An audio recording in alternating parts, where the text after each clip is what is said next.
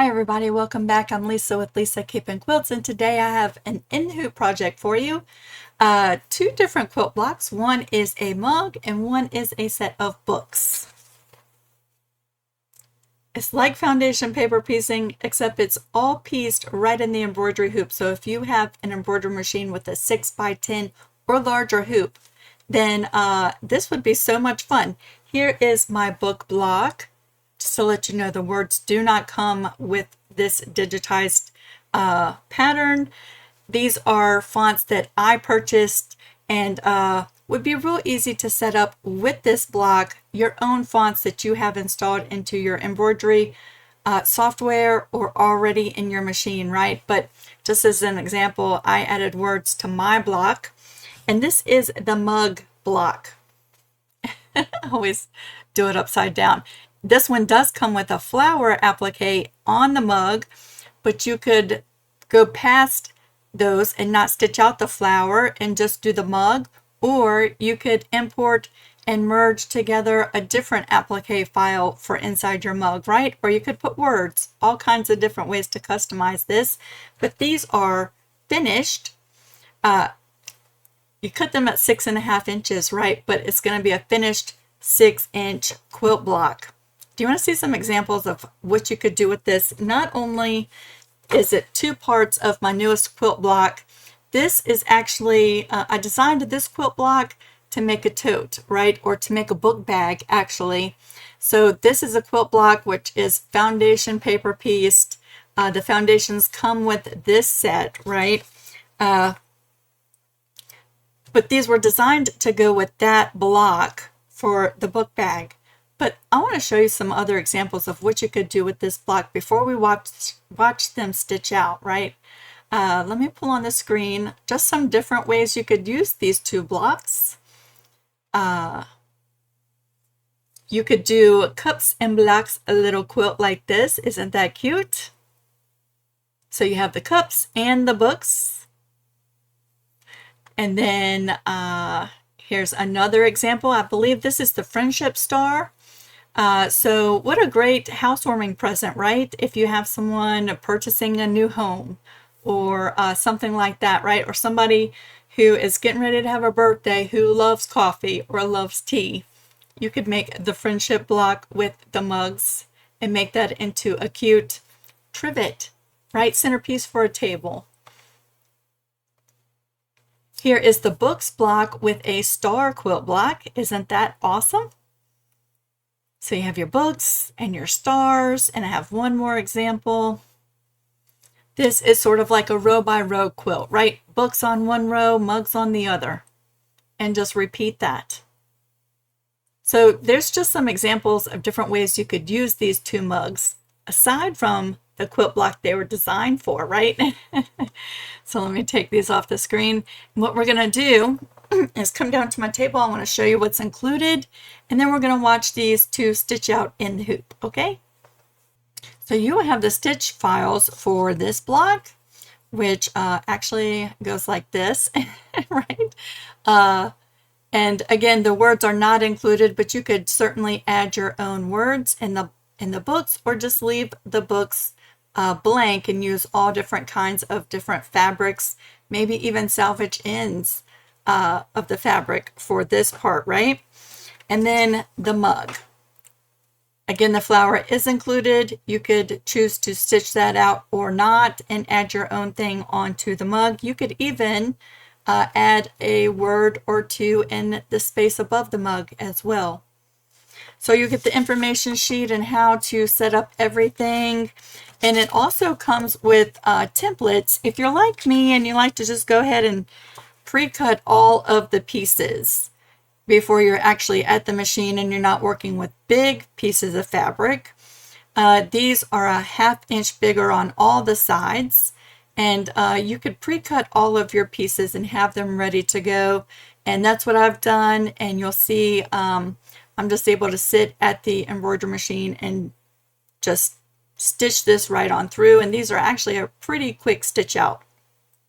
So in the hoop, I used my 7x12 inch magnetic hoop.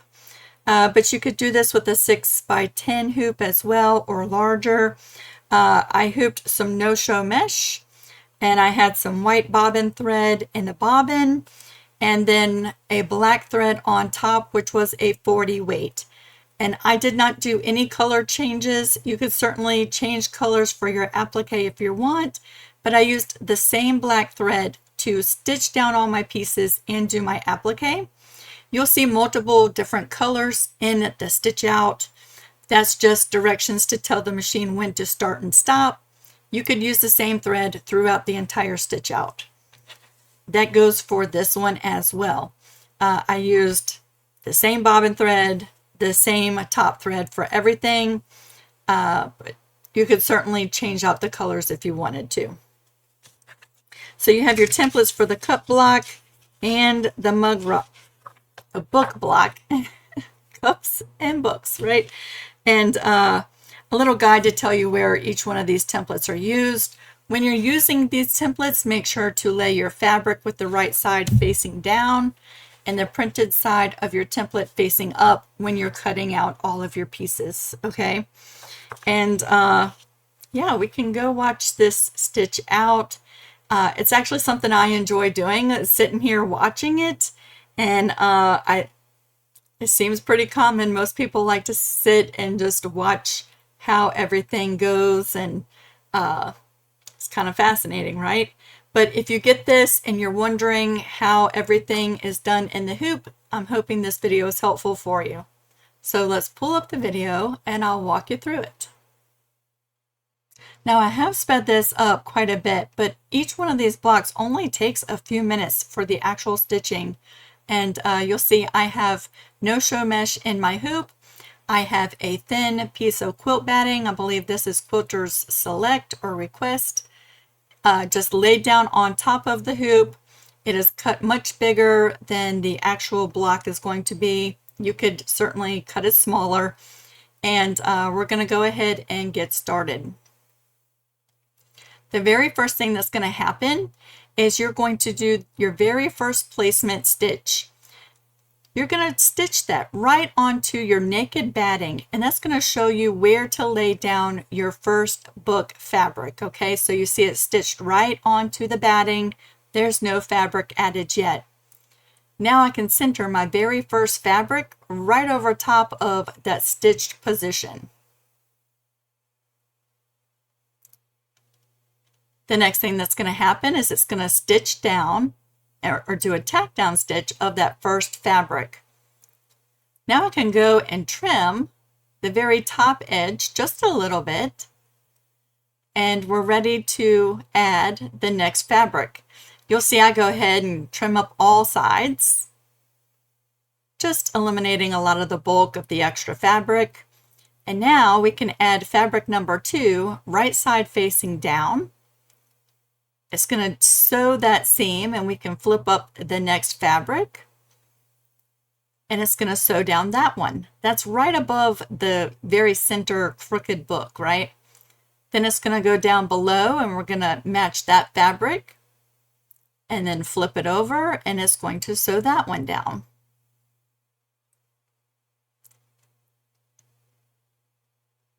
Now we're going to bring in the fabric that goes on the left side of the block. And we'll place that right side down, matching up the raw edges. It's going to sew the seam, and we can flip it over. I like to finger press all my fabrics down nice and flat and then stitch them down. Trim away any little extra bits. And we just keep repeating the process, right? It's going to just walk you through step by step, adding each one of your pieces. Now the fabrics that fall along the outer edge of the block, I don't trim the extra fabric that extends beyond the outside edge of this block. That way I can square up my block to the size that I need. And for this block, it's 6.5 inches. So I like to make sure I'm leaving plenty of fabric along the outside of the block so that I can square it up and have at least a 1/4 inch seam allowance. But any of the fabrics that are getting or right along the seam of a piece that's getting added, like this one, I do trim up the extra fabric. Now, if you struggle with foundation paper piecing, or you just dislike foundation paper piecing, how awesome is this, right? So on this one, we have one more fabric to add, which is the last book on this block.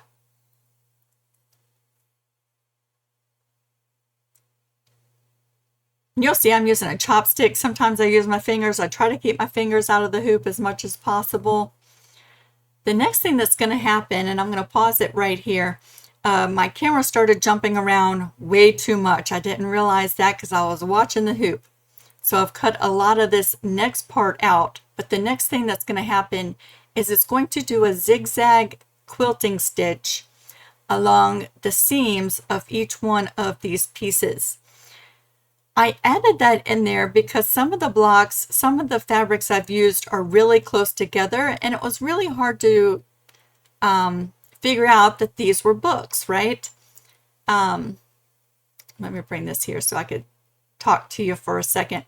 It was hard to tell that they were actual books. So it needed some, on those blocks, it needed some kind of outline so that your eye could see that they were definitely books, right? So the next step that's happening right now, you're only going to see a part of it because my camera was jumping, is just a zigzag over top of the seams. It's like a quilting stitch or an outline.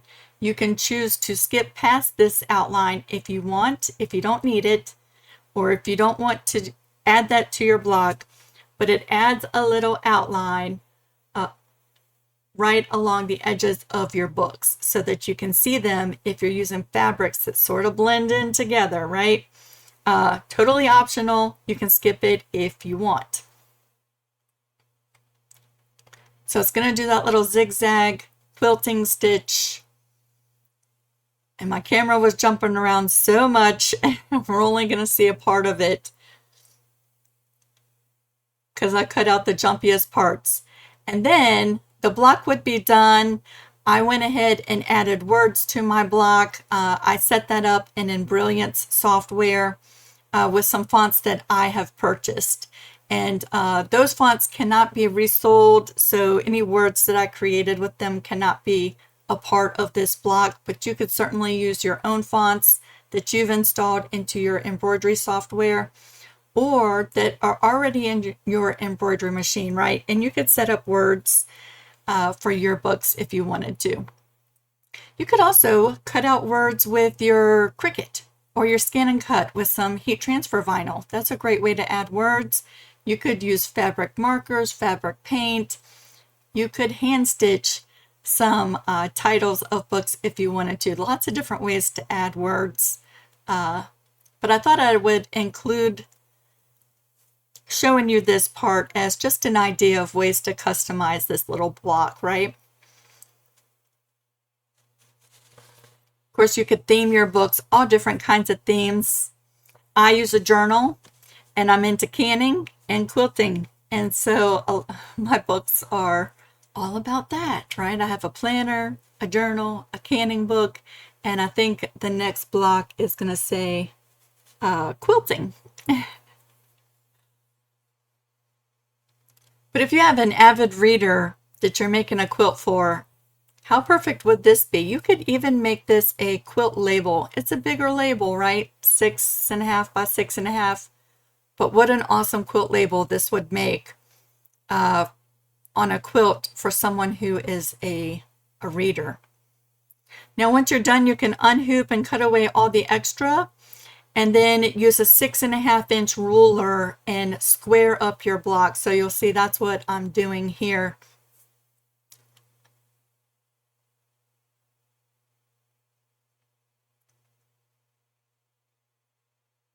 And there is our first block, the books.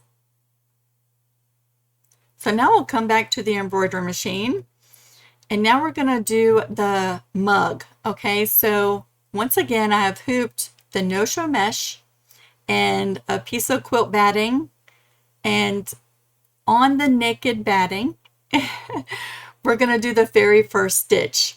And that's just going to be the placement for the first fabric. And then we're going to bring in the first fabric and center it so that it has extra fabric all the way around, and stitch down the tack down for that first fabric. Now that first fabric goes right side facing up, right? Every fabric we add after that is going to be aligned to the raw edge with the right side facing down. It'll stitch it, it'll stitch the seam, and then we flip it right side up. We're going to be trimming extra fabrics along the way just to get rid of the bulkiness and the weight of those extra fabric pieces in the seam allowances.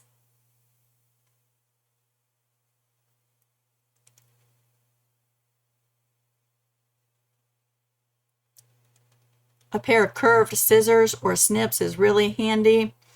Reaches right in the hoop and trims most of it away. Sometimes you'll see I unhoop it just a little bit just to have more clear access to trim, right?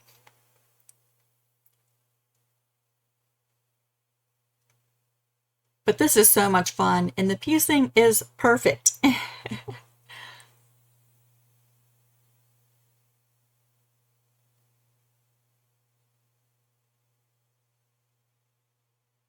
So you see I'm just going in and snipping the extra fabric away. I'm leaving less than 1/4 of an inch seam allowance. You could leave a little bit more if you wanted to. Now it's going to stitch down the main portion of the mug.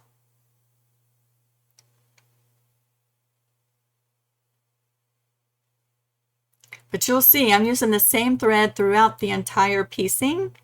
So all of those colors you see when your machine opens up the file, we're not changing thread colors. I mean, you could if you wanted to, but I'm using the same thread throughout everything. Those are basically color stops, instructions for the machine to stop for each one of these different little instructions, right? Each one of these pieces. So when you get to the applique portion, it's going to do a placement. For your applique, I've applied Heat and Bond Light to the back side of my applique fabric, and then it's going to do a tack down stitch.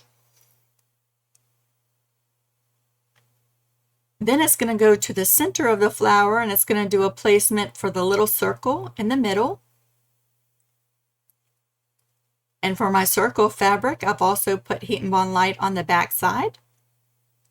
It's going to do a tack down, and then I removed it and trimmed away all the extra with my clips, right? My little scissors. And then it's going to do a little blanket stitch, applique stitch on the applique parts. Again, if you don't want the flower, you could totally skip those parts. You could merge in an applique file that you want to use.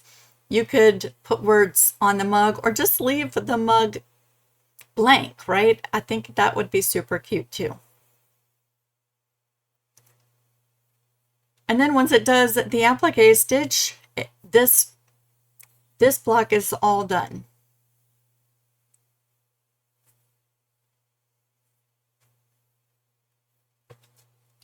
And just like the other block, I trimmed away a good part of the extra batting and no-show mesh, and then I used my 6.5 inch ruler and go ahead and square this up. So how much fun is that, right? These two blocks are so much fun. Let me bring you back here real quick. They're so much fun. I hope if you make them that you have a blast.